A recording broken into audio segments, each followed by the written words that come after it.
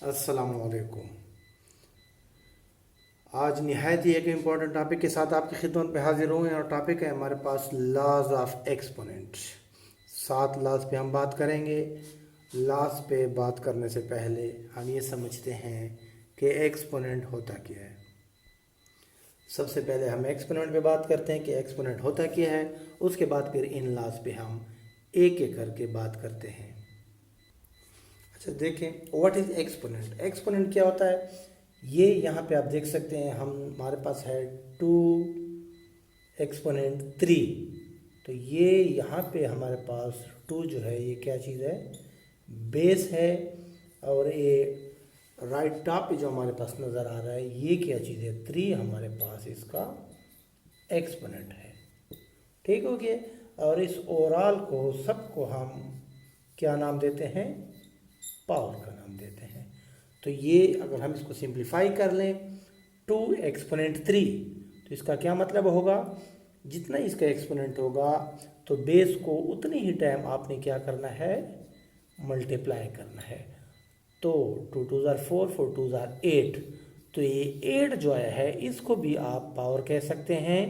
और ये भी हमारे पास क्या चीज़ है, इसको भी हम पावर कह सकते हैं। तो पावर और एक्सपोनेंट को हमने मिक्सअप नहीं करना। ये हमारे पास बेस, एक मरतबा फिर देखें 2 एक्सपोनेंट 3, ये हमारे पास बेस, ये आपके पास एक्सपोनेंट, और सबको ओवरऑल जो है आप क्या कहते हैं, पावर कहते हैं। तो आइए चलते हैं एक्सपोनेंट के लॉस की तरफ।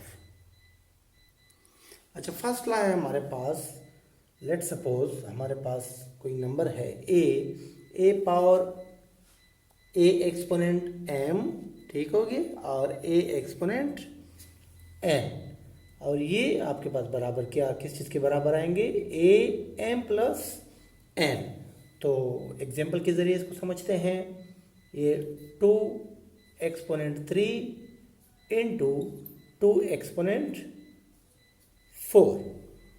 तो बेस अगर हमारे पास सेम हो, बेस अगर आपके पास सेम हो तो आपने क्या, और मल्टीप्लाई में हो तो बेस आपने एक ले लेना है और एक्सपोनेंट्स को आपस में ऐड कर लेना है। एक्सपोनेंट को आपस में ऐड कर लेना है। तो ये आपके पास क्या बन जाएगा, 2 एक्सपोनेंट 7। तो ये आपका रिजल्ट होगा। या अगर आप इसको सिंप्लीफाई करना चाहें तो 2 को आप 7 टाइम्स क्या करेंगे, मल्टीप्लाई कर लेंगे। 2 को आप 7 टाइम्स मल्टीप्लाई कर लें तो जो भी आपके पास रिजल्ट आएगा वो आपका आंसर होगा। तो फर्स्ट लॉ में आपने इस बात का ख्याल रखना है कि अगर आपके पास बेस सेम हो तो एक ले लेंगे और एक्सपोनेंट आपस में क्या हो जाएंगे, ऐड हो जाएंगे।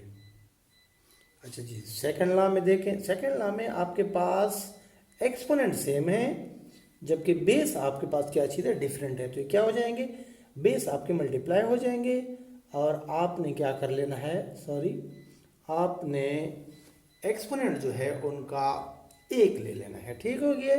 अब यहाँ पे देखें कोई एग्जांपल ले लेते हैं इसकी भी। Let suppose 2 having exponent 3 into 4 having exponent 3। तो यहाँ पे बेस हमारे पास डिफरेंट है, बेस को हमने आपस में मल्टीप्लाई कर लेना है और एक्सपोनेंट हम एक ले लेंगे। तो ये क्या बन जाएगा, 2 इंटू 4 8 एक्सपोनेंट 3। तो ये आपका रिजल्ट। या अगर आप इसको मज़ीद सिंप्लीफाई करना चाहें तो 8 को आप 3 टाइम्स मल्टीप्लाई कर लेंगे। तो ये सेकेंड लॉ है एक्सपोनेंट का जी। थर्ड लॉ देखें। थर्ड लॉ में अगर आपके पास डिवीजन में है A exponent M divided by A exponent N, यानी कि डिवाइड हो रहे हैं आपस में लेकिन बेस आपके पास फिर भी सेम है। तो आपने क्या कर लेना है, एक बेस लेके और ये आपके पास बन जाएगा, ये यहाँ पे m, ये जब ऊपर जाएगा तो क्या हो जाएगा, माइनस का n। तो इसको आप एग्जाम्पल के ज़रिए भी समझ सकते हैं। फर्ज करें 2 एक्सपोनेंट 4 2 एक्सपोनेंट 2।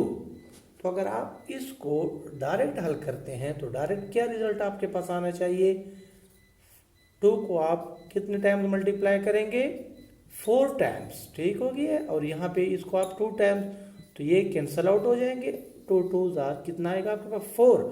अब हम इसको अगर ला के ज़रिए करें, इस ला के ज़रिए इसको हम क्या कहते हैं कि बेस हम 1 ले लेंगे और यहाँ पे n की जगह हमारे पास है 4, इसके बाद माइनस ये n की जगह हमारे पास है 2, तो ये हमारे पास आ जाएगा 2 एक्सपोनेंट 2। तो ये कितना बन जाएगा 2 इंटू 2 यानी कि 4।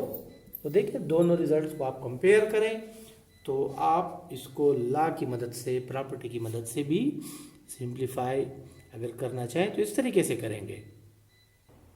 नेक्स्ट ला आप देखें, इसमें आपके पास फर्ज करें कोई नंबर है a, उसका एक्सपोनेंट m और फिर उसका एक्सपोनेंट n, यानी कि एक्सपोनेंट का एक्सपोनेंट, तो वो आपस में क्या होंगे, मल्टीप्लाई होंगे।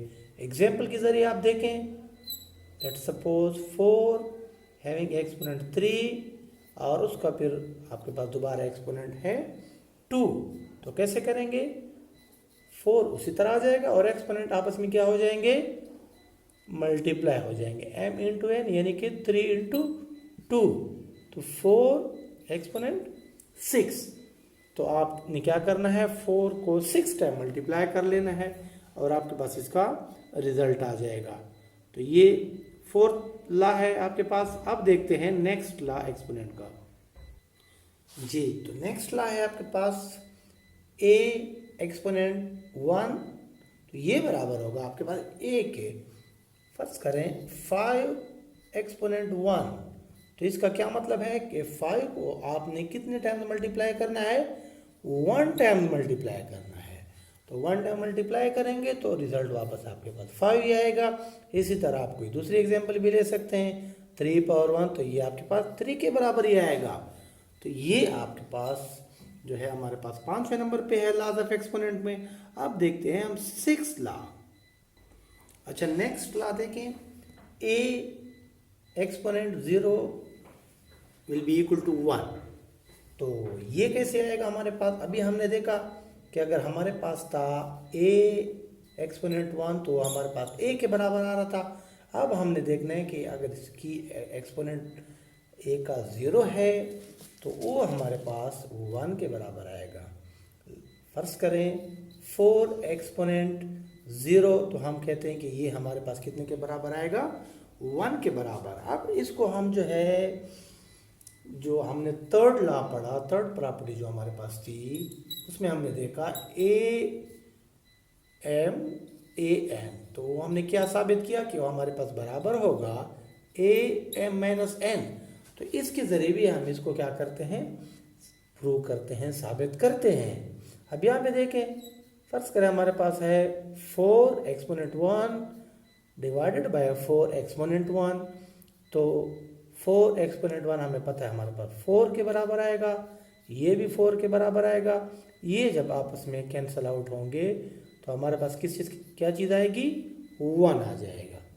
तो ये हमारे पास यूँ भी 1 आ रहा है। अब अगर हम इसको इस प्रॉपर्टी के तहत सिंप्लीफाई करें तो फिर 4 ये 1 अपनी जगह, और जो हमारे पास ये आएगा, ये जब ऊपर आ जाएगा तो ये क्या बन जाएगा, 4 माइनस 1, यानी कि इस पे हम क्या करते हैं, अब ये प्रॉपर्टी लगा लेते हैं। तो एक बेस ले लेंगे और एक्सपोनेंट हमारे पास क्या हो जाएंगे, m माइनस n, यानी कि 1 माइनस 1, तो ये क्या आ जाएगा हमारे पास 4 एक्सपोनेंट 0। तो ये भी हमारे पास किस चीज़ के बराबर होना चाहिए, 1 के बराबर। यानी कि अगर आप 4 डिवाइडेड बाय 4 करते हैं तो आपके पास 1 के बराबर आता है। और अगर आप इस पे प्रॉपर्टी लगाते हैं तो 4 एक्सपोनेंट 1 4 एक्सपोनेंट 1, तो जब इस पे ये प्रॉपर्टी लगेगी तो ये m की जगह और ये n की जगह, तो 4 1 माइनस 1 4 एक्सपोनेंट 0, तो अगर ये 1 के बराबर आ रहा है तो ये भी आपके पास 1 के बराबर ही होना चाहिए।